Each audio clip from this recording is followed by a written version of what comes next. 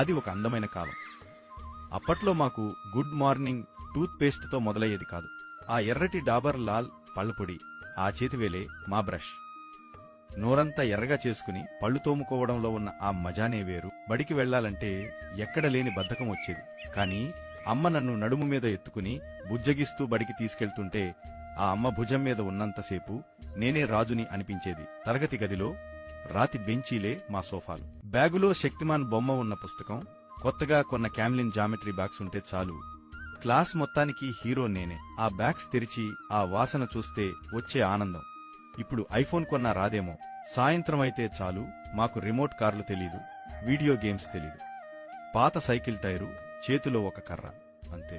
దుమ్ము రేపుకుంటూ ఆ టైరుతో పాటు పరిగెడుతుంటే ప్రపంచాన్ని జయిస్తున్న ఫీలింగ్. అప్పట్లో రూపాయికి ఉన్న విలువ ఇప్పుడు 100కు కూడా లేదు. ఆ ఒక్క రూపాయి పట్టుకుని కొట్టుకు వెళ్తే గుప్పెడు పుల్లైసులు, రంగురంగుల పిప్పరమెంట్లు వచ్చేవి. జేబులో రూపాయి ఉంటే నేను కోటీశ్వరుణ్ణి. టీంలో 11 మంది ఉంటాం, కాని అందరి దగ్గర కలిపి ఉండేది ఆ ఒక్క బంతే. ఆ బంతి ఎవరి చేతిలో ఉంటే వాడే కెప్టెన్. చిరిగిపోయిన ఆ బంతితోనే మాకు వరల్డ్ కప్ మ్యాచ్లు జరిగేవి. ఆటలు ఆడి ఆడి అలసిపోయాక ఇంటికి వెళ్ళాం. ఊరి చివర ఉన్న ఆ బోరింగ్ పంపు దగ్గరే మా స్విమ్మింగ్ పూల్. పంపు కొడుతుంటే వచ్చే ఆ చల్లటి నీళ్లలో తలపెడితే స్వర్గం కనిపించేది. ఉన్నట్టుండి కరెంటు పోయింది అని అరుపులు వినిపించేవి. కాని అది కష్టం కాదు, ఇష్టం. ఆ లాంతరు వెలుగులో గోడల మీద నీడలతో ఆడుకుంటూ అమ్మ పెట్టే గోరుముద్దలు తింటుంటే ఆ రుచే వేరు. టీవీలు లేకపోయినా మాకు బోర్ కొట్టేది కాదు. తాతయ్య రేడియోలో వచ్చే పాటలే మాకు సంగీతం. ఆ రేడియో పెట్టెలో మనుషులుంటారని, వాళ్లే మాట్లాడతారని నమ్మిన అమాయకత్వం మాది.